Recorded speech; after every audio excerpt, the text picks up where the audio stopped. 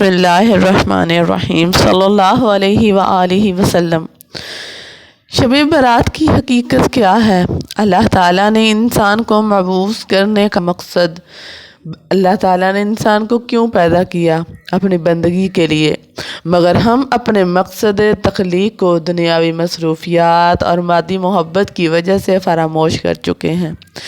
اسلام کی بنیادی تعلیمات کی طرف اللہ تعالیٰ کی عبادت اور رسول صلی اللہ علیہ وسلم کی محبت میں ہمارے سینوں سے نکلتی جا رہی ہے، لیکن افسوس اس بات کا ہے کہ اپنی اصل زندگی کی حقیقت اور اس کا مقصد ہم بھول چکے ہیں۔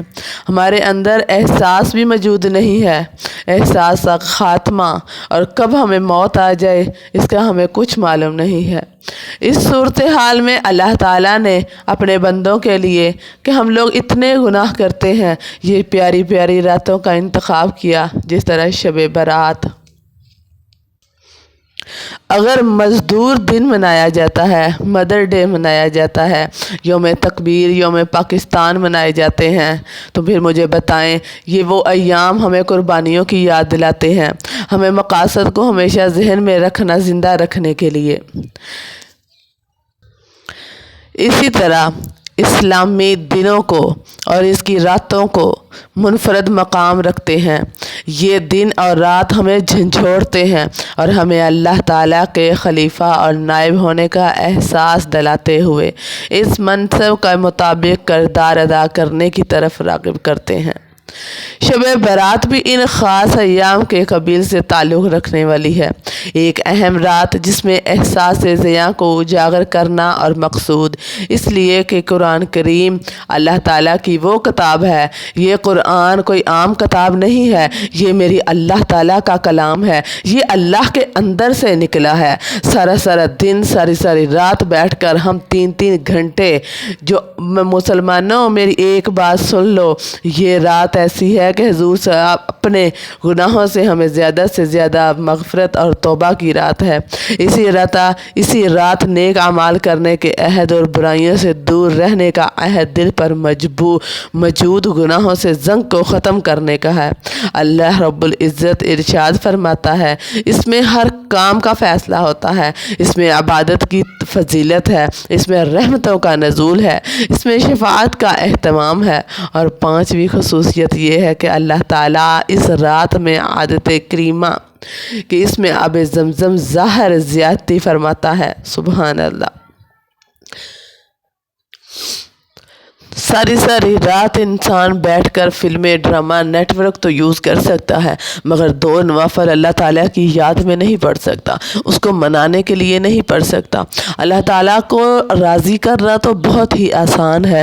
اگر ایک عام انسان ہم سے ناراض ہو جائے نا، تو اس کو منانے کے لیے ہمیں بہت سارے جتن کرنے پڑتے ہیں، مگر وہ پھر بھی نہیں مانتا۔ مگر اللہ تعالیٰ کو تو صرف ایک سجدے کی ضرورت ہے۔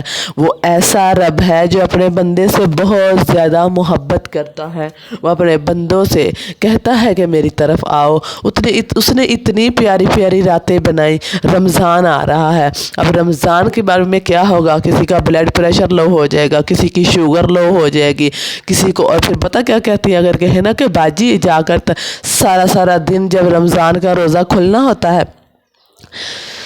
جوس،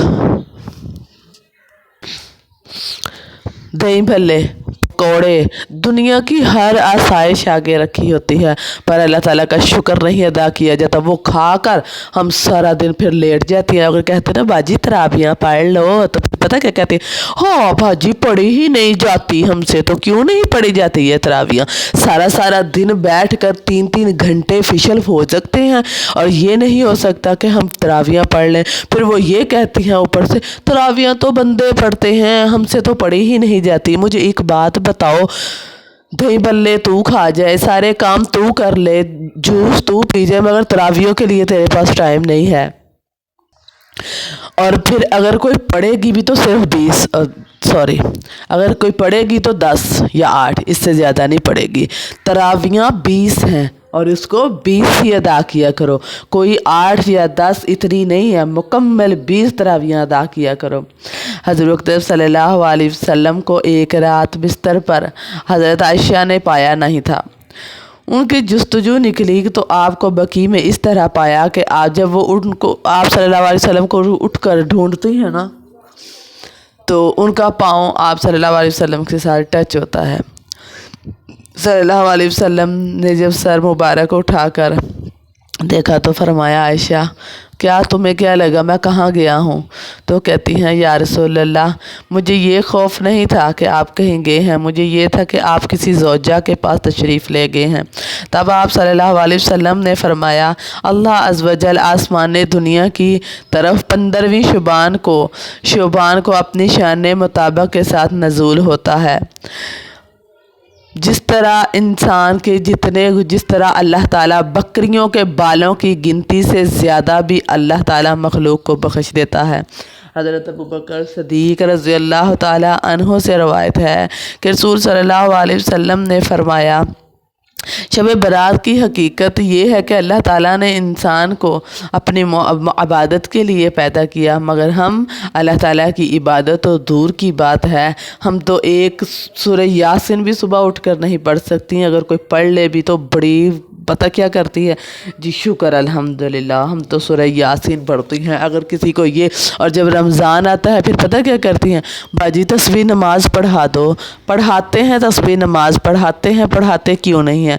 अगर इस तरह मेकअप करके पूरा इतनी सुर्खी लगाकर कहाँ जा रही हैं जी, मैं सलातो तस्बीह पढ़ने जा रही हूँ, पढ़ो सलातो तस्बीह। पर ये है वो पढ़ती इस तरह जब आ जाते जी हमने सारे गुनाह बख्शा लिए, कभी नमाज पढ़ी नहीं और तेरे सारे गुनाह बख्श चुके हैं। मुझे ये समझ में नहीं आता कि क्यों हम अल्लाह ताला को नाराज़ कर चुके हैं। ये महंगाई का अजाब आए कि ना आए। और कुरान पाक पढ़ने वालों मुसलमानों, मेरी एक बात सुन लो, अल्लाह ताला क़यामत वाले दिन अल्लाह ताला हज़रत जिब्राइल को कहेंगे, जिब्रील आजा, इज़राइल आजा। अल्लाह ताला को कहेंगे क्या?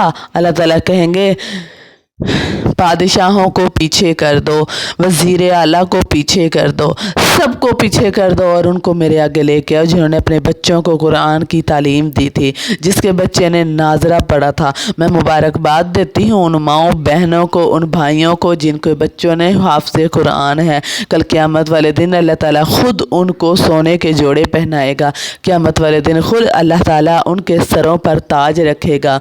मैं कैसे बताऊँ, मैं कैसे समझाऊँ और किस तरह बताऊँ कि किस तरह वो तख़्त पर ऐसे उठता आएगा।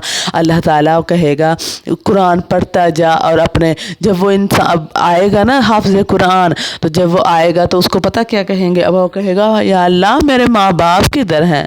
तो कहेगा तो रुक। जब वो रुक जाएगा तो अल्लाह ताला फरमाएंगे तो कुरान पढ़ता जा और तेरे माँ बाप जन्नतुल फिरदौस में अपने मकामात बुलंद करते जाएंगे। जब वो कुरान पाक पढ़ लेगा तो उसके बाद फिर वो ख़ुद कुरान पाक पढ़ना शुरू करेगा और अपने दर्जात बुलंद करता जाएगा। सुभान अल्लाह।